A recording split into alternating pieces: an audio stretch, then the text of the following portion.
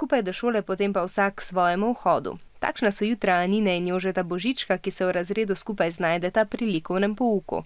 To pa ni prvič, da Janino poučuje kateri od staršev. V 5. razredu je že mama in predtem je Janino kar malo skrbelo, kako se bo to obneslo.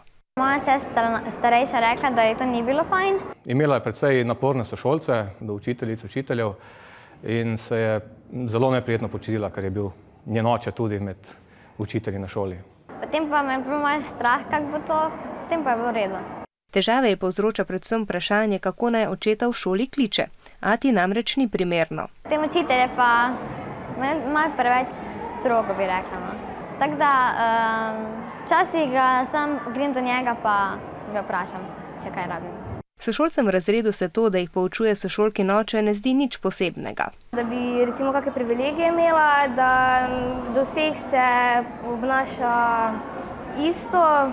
Imajo pa v tem, da bi bil oče hkrati tudi njihov učitelj, različne občutke. Meni bi bilo fajn, ker bi lahko tudi po pomoč se kaj k njemu zatekla. Zdelo bi se malo mi čudno, zato če bi dobil kakšno slabo oceno, bi takoj izvedla, takoj prva ona, pa bi bil kar velikrat kregan, verjetno. In res, očka učitelj ve več. Se zgodi, da sem včasih informiran bolj kot hčerka oziroma da je presenečena, kako pa že ti to veš. A ker je Anina vzorna učenka, to ni težava. V šolah se sicer temu, da so v razredu skupaj starši, učitelji in otroci učenci, skušajo izogniti, a včasih pač ne gre.